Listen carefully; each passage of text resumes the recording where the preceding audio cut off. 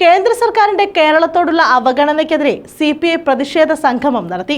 ഓച്ചിറ മണ്ഡലം കമ്മിറ്റിയാണ് പ്രതിഷേധ സംഗമം നടത്തിയത്.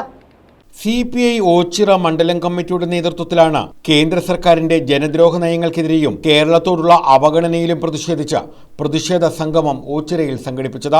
ഓച്ചിറ ടൗണിൽ സംഘടിപ്പിച്ച പ്രതിഷേധ സംഗമം CPI സംസ്ഥാന എക്സിക്യൂട്ടീവ് അംഗം മുല്ലക്കര രത്നാകരൻ ഉദ്ഘാടനം ചെയ്തു. ഭിന്നിപ്പിക്കൽ രാഷ്ട്രീയം ബോധപൂർവം രാജ്യത്ത് എല്ലായിടവും നടപ്പാക്കി രാഷ്ട്രീയ അസ്ഥിരതയുണ്ടാക്കി ഒന്നിച്ചു നിൽക്കാനുള്ള ജനങ്ങളുടെ അവകാശങ്ങളെ ഇല്ലാതാക്കിക്കൊണ്ടാണ് നരേന്ദ്രമോദി രാജ്യം ഭരിക്കുന്നതെന്ന് അദ്ദേഹം കുറ്റപ്പെടുത്തി.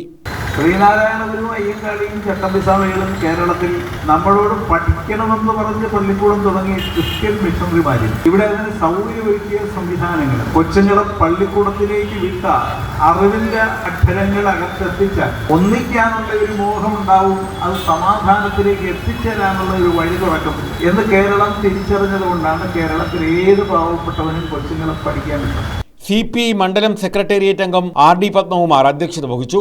S Krishnakumar, Kadathur Mansoor, KP വിശ്വവത്സൻ, A Nasar, R Saravanan തുടങ്ങിയവർ പങ്കെടുത്തു. News bureau, Ochira.